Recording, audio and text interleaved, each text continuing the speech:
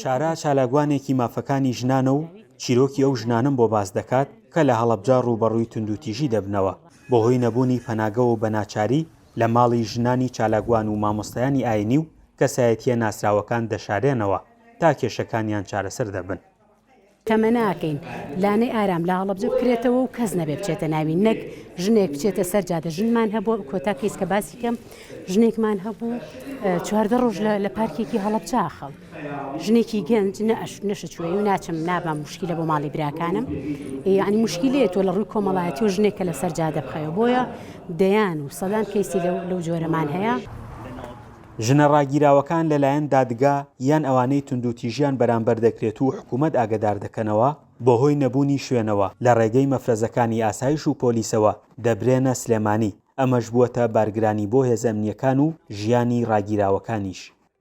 شوێنی ڕاگرتن و گرتن و گواستنەوەی ژنانی پارێزگاکانی دیکە پارێزگای سلێمانی بەکارێنین بۆ خۆی ڕێو شوێن و هاتو چۆکردن دیسان مەترسیەکی دیکە بۆ هەم لایەنی ئەمنی و بۆ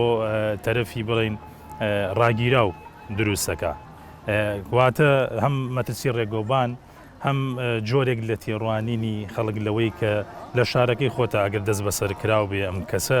بەڕاستی دڵنیایی زیاترەدا بە کەس و کار دڵنیایی زیاترەدا بە سەپەرشتیاری ئەم کەسە. نووسینگەی مافی مرۆڤ و چالاگوانان دەڵێن هێشتنەوەی ژنێکی ڕەشە لێکراو لە ماڵ و دەرەوەی چاکسازیەکان جگە لە مەترسی و بارگرانی زیاتر بۆ ژنەکە سوودێکی ئەوتۆی نییە. بەڕاستی ئەگەر ژنێک تووشی کێشە گرفتێک بێ یەک شوێنمانیە لەم شارە لەی دابنین بۆیە ئەبێ یاریگەینتە سلێمانی ئەمەش سەیری مخاتەڕەی ئەو گەیاندنی ئەو ژنە بکە لە هەڵەبجە بۆ سلێمانی ئەو خۆی توندوتیژی و مەترسی لەسرە باشە ئێمە جارێکی تر مەترسیش دروستەکەین و بۆ هێزەکانی ئەمنی بەڕاستی ئەمە دووش یانی نازانم هیچ یاسا ڕێگە پێدراو نیە تۆ ژنێک بێتە ماڵی کەسایەتیەک. دیارە لە کاتێک ئەم حاڵەتانە ڕوە ئەسڵەن بۆ حەلی سەریع ئاگەڕێنرێ زۆر جار ژنمان دیوە لە ماڵی بەرپرسی ڕێکخراوێکی ژنان بووە لایەن پیاوانی کۆمەڵایەتی ئێمە لە هەڵەبجەم شتانەمان هەیە یان پیاوانی ئاینی ئەمانە وەکو حەلی سەریع ئەمانە ئەکرێ کە ئەمەش من پێم وە بێ حاڵەتێکی باش نییە هەم لەبەر ئەو کەسەی کە توونوتیژی بەرامبەر کراوە خوا نەخواستە ئەو کەسانەشی بزانن توونوتیژیان بەرامبەر ئەم ژنە کردو ئەو ماڵە دیسان ماڵێکی تریش زەرمەند دەبن کە بەداخەوە ئەمانە ئەکرێ بە زووترین کات چارەسەر بکرێن.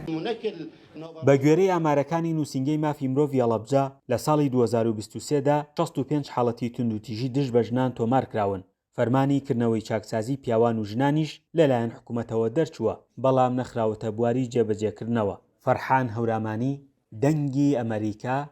هەڵەبجە.